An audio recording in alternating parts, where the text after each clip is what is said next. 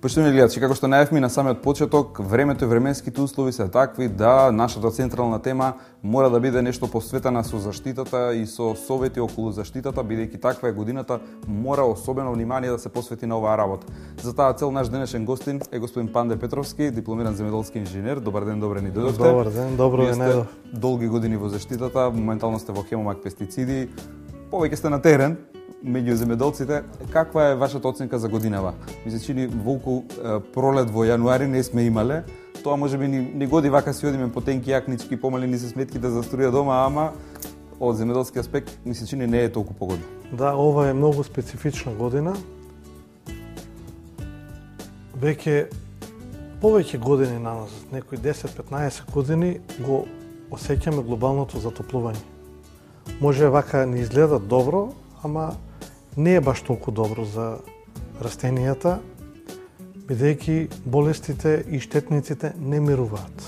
Во овој период, сега сме јануар, нели треба да биде ладно. Но не е така.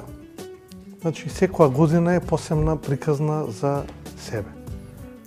Мора, ми се чини повеќе внимание да се обрне оваа година. Еве ги спомнате тие глобални затоплувања. Ние забележавме во Градско на место сливи расцветани.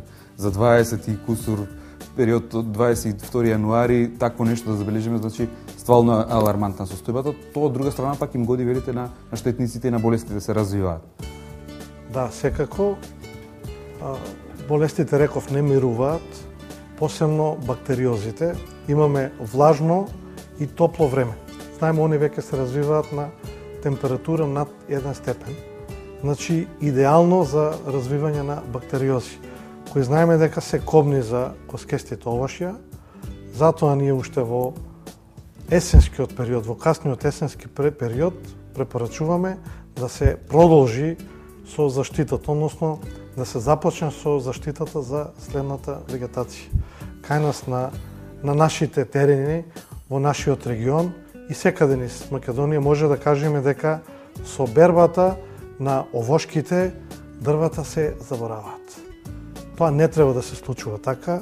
Штетниците и болестите не ги интересира само плодот, они веќе имаат медиум за живење на растенијата. Дали онаа вообичаена пракса знаеа да прескокнат зимските прскања, да заштедат некој динар, но велите со промената на климата сега веќе треба да се менуваат и земјоделците да се адаптираат. Од тој аспект сега, ако некогаш и прескокнувале, сега веќе треба да воведат задолжително со тие масла прскање, еве кај овштарите конкретно. Да, како што кажав, касно есенско прскање не може да го замени пролетното прскање или прскање на почетокот на вегетација, бидејќи еве конкретно оваа година е многу топла, реков болестите и штетниците не мируваат.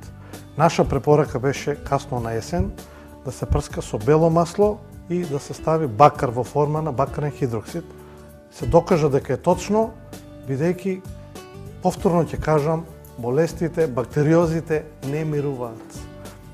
Пракса во западните земји, посебно во Италија, во Франција, во Белгија, кога има вакви топли зими, да има и неколку пати заштита, но нели, ние имаме фрлаат, имаме калкулација, ние не бараме такво нешто, не сме себични дека ете сакаме да продадиме, но тоа мора да го согласиме со потребите на овоштарите, со цел здрави растенија. Добар старт, добар старт на година да обезбедат, добро да ги исчистат од тие потенцијални зарази.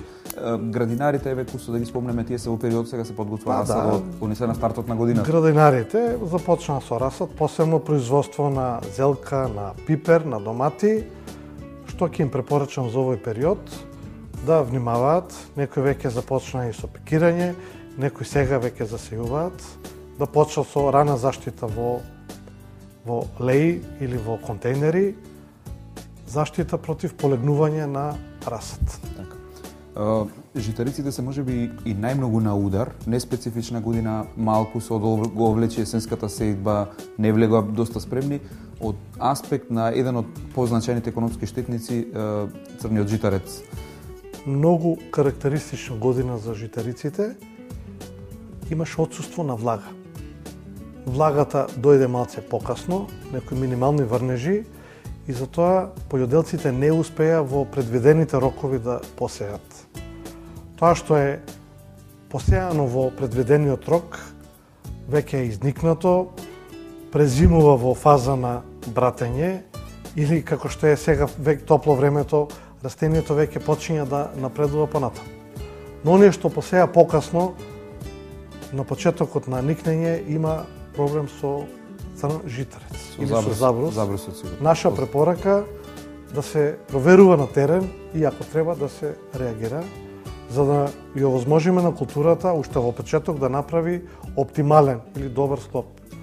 Реков, наша препорака, ако се забелези веќе забрус или црн житарец, да се интервенира со инсектицид. Так, може да штетите се огромни кај него, не мило се. Штетите можат да бидат огромни, бидејќи може да оштети таа врвна меристема или зона на пораст, или може зоната од кај што понатаму ќе брати растението. Страшно ќе почувствуваат на приносот. Во овој период од годината само навидом во заштитата е мирно и нема работа, но како го искористувате периодот со земјоделците? Ние ве затекнавме обуките се во тек, едукацијата. Колку важен сегмент е тој од целата важност за добра заштита за преку текот на годината? Да, ова е многу важен момент. Веќе добрите земјоделци, оние кои што сакаат да напредуваат, прават веќе калкулации. Што би се случило следна година, калкулации со ѓубрење, со заштита. Ние тука помагаме со конкретно преку презентации, со обуки, презентација на нови средства, нови ведувања, значи не можеме да останеме веќе со старите ведувања, да, секако.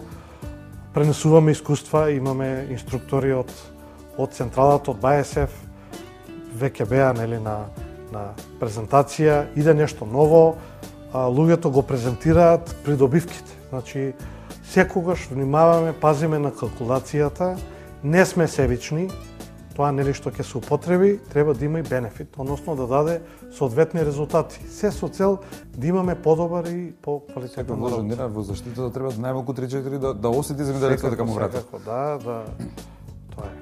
Така, продолжувате со ваквите обуки?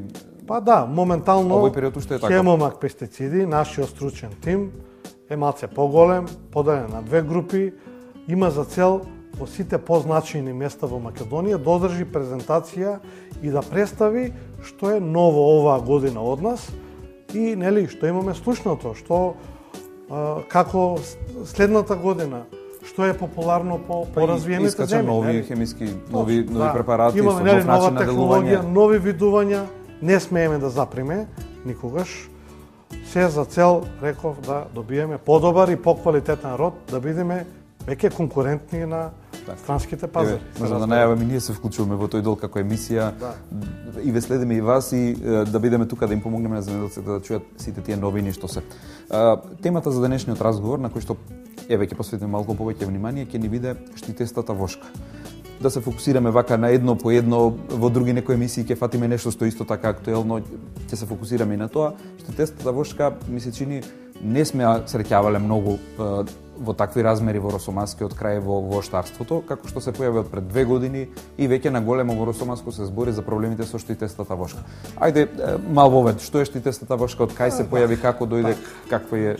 Штитестата вошка првпат е опишана, ако не се лажам, 1877 година од еден италијански автор се вика Таргони. Кај нас во Македонија посебно не е проучувано, значи, иако има последните години. Бидејќи работев на тој терен професионално како заштитар, неколку години правев анализа што е всушност.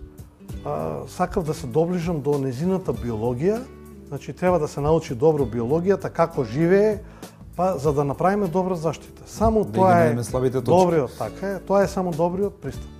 Значи, моите сознанија се овакви. Тоа што го гледаме, тие бели форми на дрвјата, тоа се мажјаци со крила. Односно, тоа се презимени форми на штитеста вошка. Значи, како презимени форми не презимуваат само мажјаците, презимуваат и женките.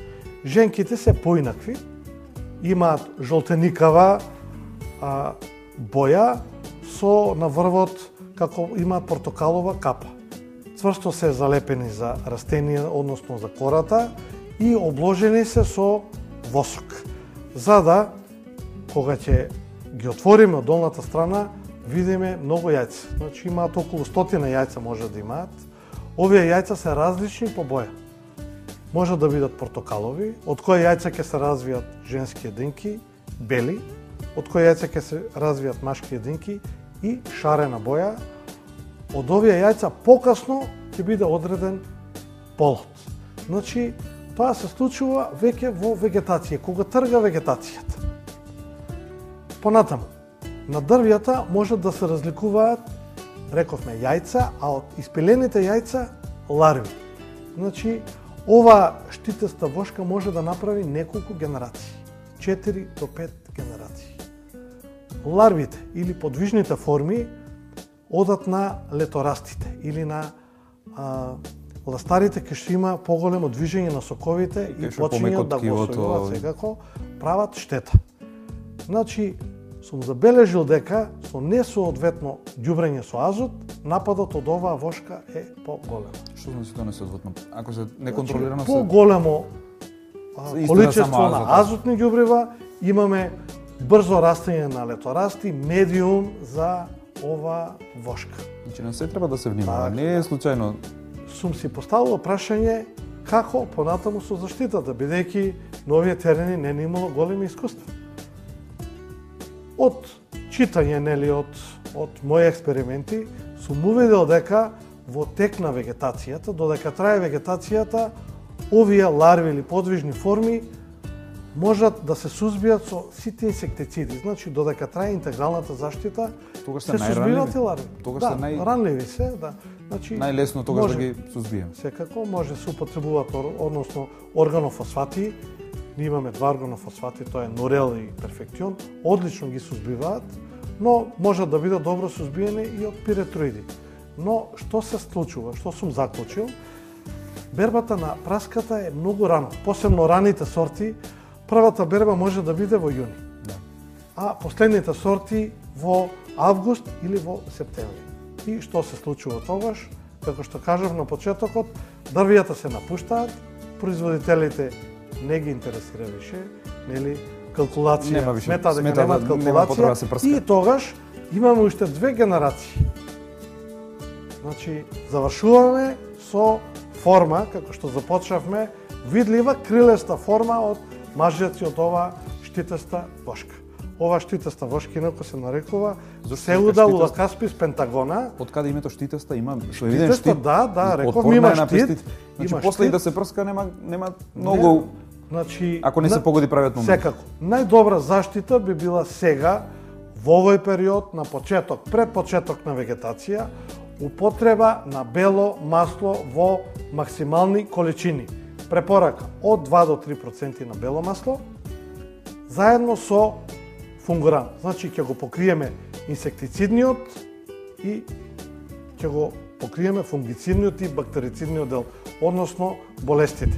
Освен ова хемиска контрола, ми се чини постои биолошка, нели, контрола преку предатори, но дали принципот на интензивно воштарство, на доста прскање, па некако си ја сечеме на тој начин таа гранка што ни помага, еве, се помалку има бубамара, жолтооката, кој беше друг предатор. Да, нашата компанија многу внимава, користи исклучиво средства кои се наоѓаат на анекс 1 листите. Средствата кои се на овие листи минат низ ригорозни контроли. Веќе новата генерација на наши инсектициди се биолошки.